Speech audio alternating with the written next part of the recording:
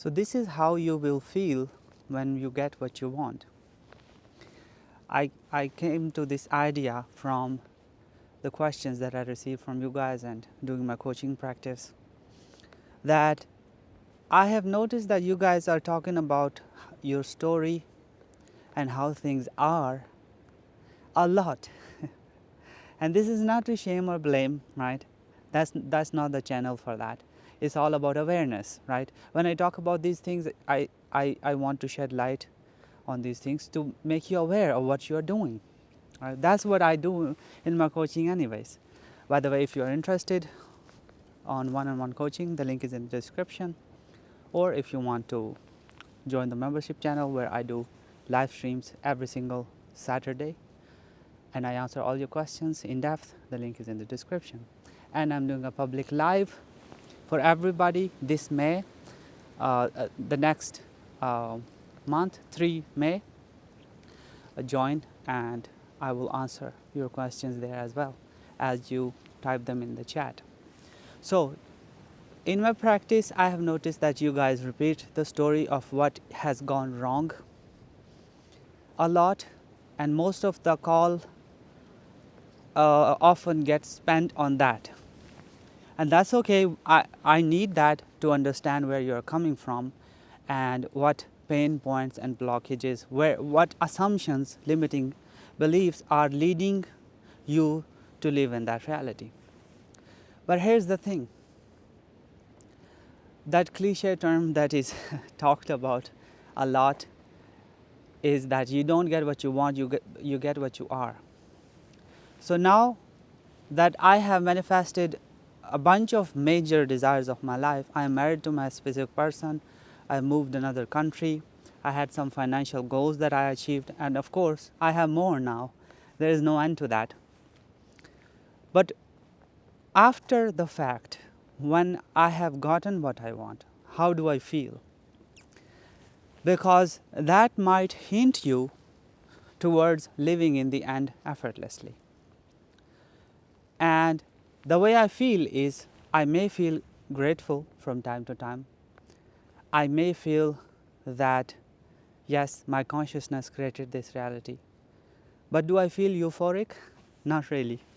Well, initially when you get your thing that you desired for so long, you may feel a little bit euphoric feeling, but here's the thing, here's the point that I want to, bring home is this, hit home is this, that when I got what I wanted, prior to that my state of being was that of detachment or naturalness, right?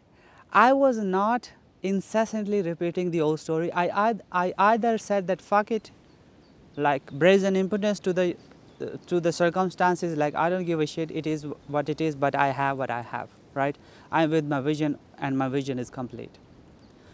When I hit some of my money goals, I was already living up in my living in the end in my mind as how I was approaching my job or my field or what I was working on naturally, and I was already thinking on improving upon it. It was natural for me to expect large sums of money, and they came.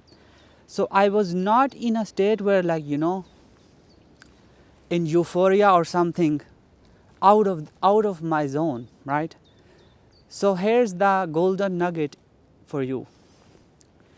You get what you want when it becomes normal and natural for you to have. And especially in the SP community, and again, not to shame or blame, I've been there, I know where you're coming from. In the SP community, my clients and my members obsessively talk about the SP and the story and what happened and what this and that. And in all that story, what I hear is abnormality, that this is not normal for me. I don't even believe that I can have them, right? They are too good for me, or we've been in no contact, or this breakup was too bad. All these things pointing towards like how it can't happen or how it is not normal and natural for you. So you are not being the person for whom it is normal and natural to have what you want. And how do you become that person to whom something is natural? Well, just like you have repeated the talk of not getting it and not having it, you use your inner conversation to now point towards having it. Initially, if it feels fake to you to assume that you have what you want, you can start the questions like what if? What if it happened, right? I recently shared my SV story where I literally said that I will link of the video in the description, the whole story. But I just literally said, wouldn't it be nice that I get to marry this girl? That's all. And that opened up my consciousness to make it start to ruminate on that idea and cook it up, start cooking and make it normal for me. So again, coming back to the idea, how do we make anything normal? People who complain a lot, what do? You speak with your friends and family and you complain a lot. This is how you make complaining normal for you. Let's say successful businessmen and businesswomen. How do they make their business normal to them? They obsessively talk business wherever they go. They are not talking about Kardashians. No hate towards who enjoy Kardashians or whatever. I'm not saying that anything is good or bad. I'm just saying a certain state of consciousness cannot lead you to a different type of result, right? It has to have naturalness in your consciousness for it to express in your world. And naturalness is nothing but a practiced vibration or a practiced story or a practiced inner conversation that you repeat in your mind. Now, this does not mean that you try to hack your mind and sit down and try to conjure up emotion like, oh, I am married to this person, oh, it is wonderful. No.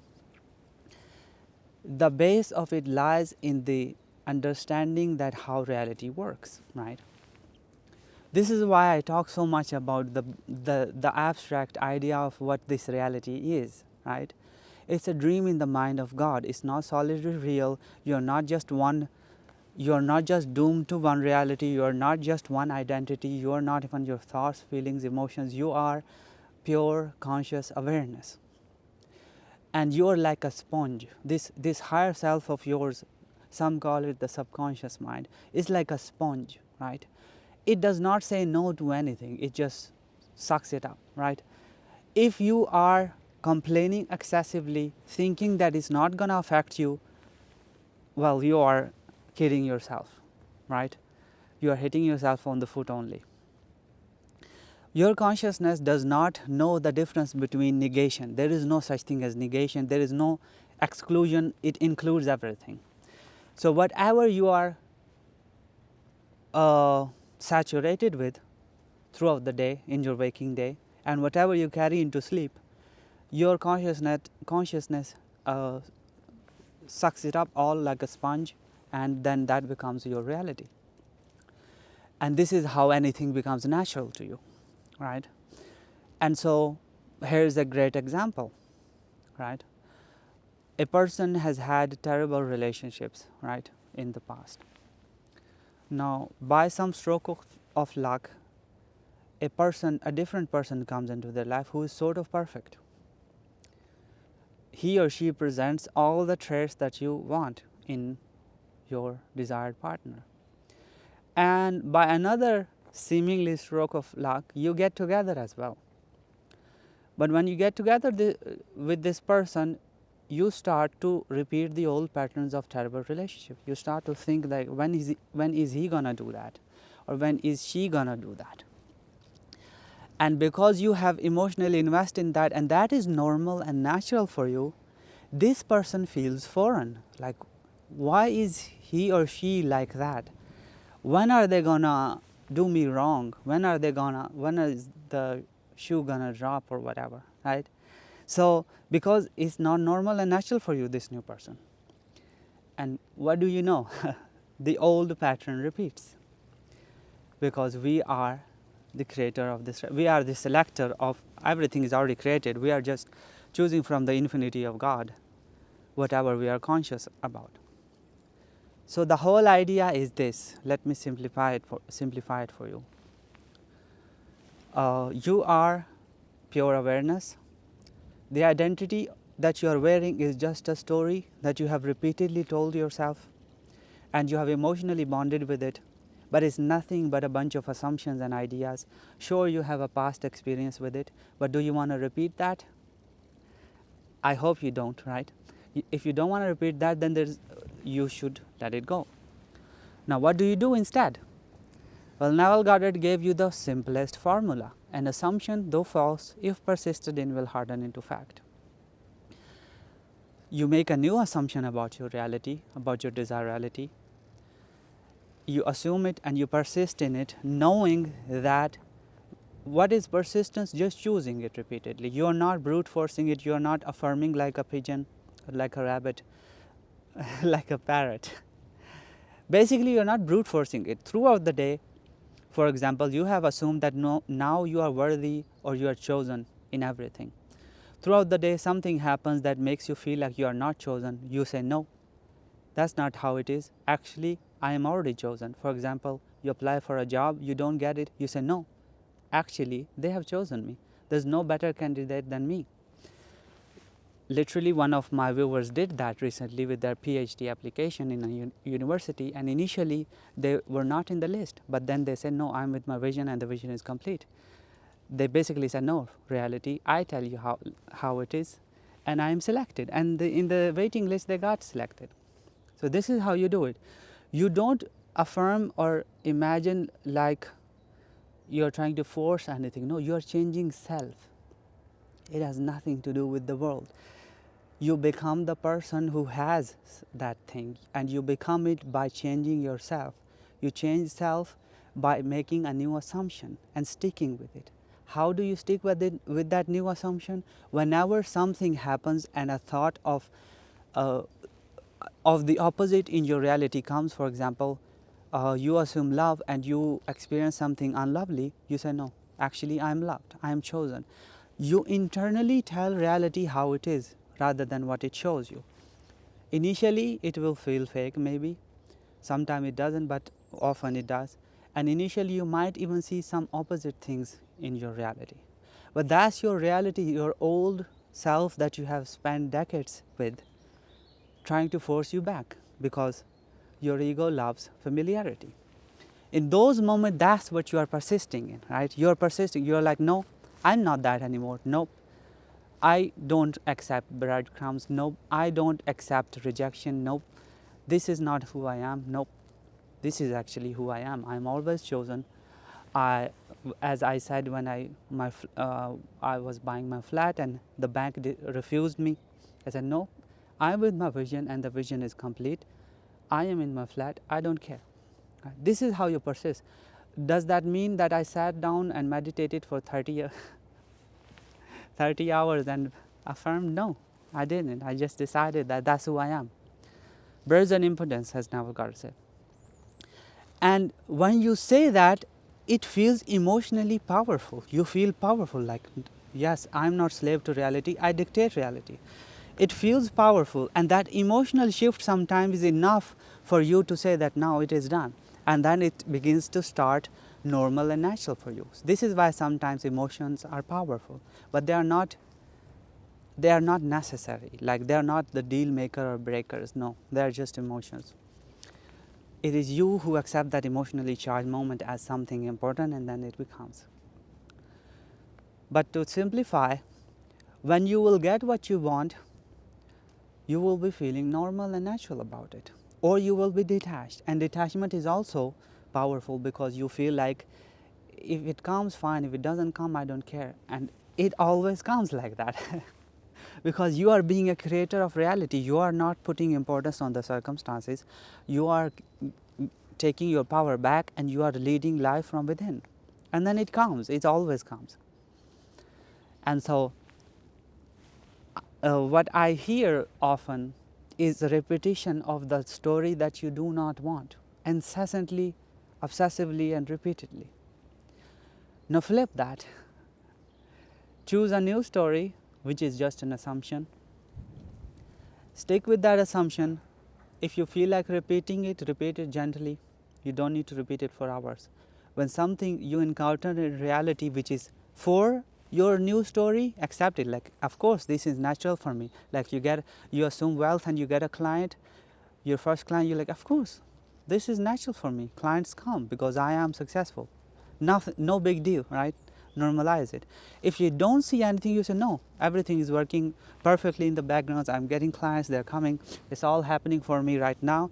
I don't care, right? Something happens for your new assumption, fine. If something does not happen for your new, you don't see it yet, still fine.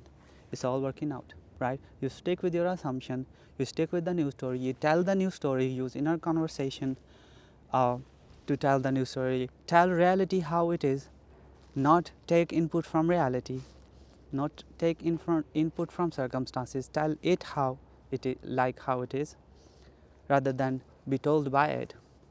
This is how you persist, and this is how you make anything normal and natural. You speak it, you talk about it, you listen to it, you repeat it within, you stick with the new assumption, right? And you know it to be the truth. And recently I had a call, and this wonderful creator, they were assuming something about this specific person. And I said, but isn't that just an assumption? And they said, but I know that this is how it is. I'm like, how the hell do you know? And they had no answer after that. Because in negative things, because it's familiar with old story, because it is familiar with what is normal and natural for you, somehow you just know it. You think you know, but you don't know it. We don't know. The ego does not know shit, to be honest. It just makes it up. And because it is normal and natural with our old story, so we think that we know it, but no, it was an old story that we are emotionally attached to. So this thing seems familiar with that and attached, fits well in that story. So we say, oh, I know that he is or she is gonna do this to me. But it's just an assumption, right? So become aware of your old story, and instead choose your new story. Tell that story. Now, this does not mean when you talk to your friends and your mother or people, you start telling them, oh, I'm a millionaire now, I have a lot of money, and they will ridicule you. It has nothing to do with doing anything in the treaty. You don't talk to people as though it has happened. That is just, let's just say it's gonna be a funny experience, so don't do that. I'm just talking about internal story. It's all about you. Again, nothing to change but self. So when you will get what you want, it will be the most normal and natural thing for you, or you will be just shrugging your shoulder like, of course, like, yeah, I got that, I created that, awesome, and then you will move about your day. And so reverse engineer that and start making things that you want now in your reality to be the same, right? Normalize them, make them natural for you, talk about them, use what if questions if it's very difficult for you to jump all the way to the end, and use your inner talk to alchemize yourself towards that naturalness of having that. And or some people can just go to the end, and you can absolutely assume something and just be done with it. But I'm just saying that for those who are having a hard time jumping to the end, you can slowly guide yourself there with your inner conversation. You have done that your entire life. This isn't something not new. It's very windy. I'm not telling you something new. It's not a mind hack. It's not a tip or a technique. It's just something naturally you have done all your life. You sometimes know that something bad is going to happen. You have no proof over it. You just assume it and you act like you know it, and then it happens and you're like, see, I knew it. So reverse engineer that ludicrousness and that delusion of living in the negative, or living in the negative faith, which is fear, and now do the opposite and see what happens. So this is it for this video. Until next time, bye bye.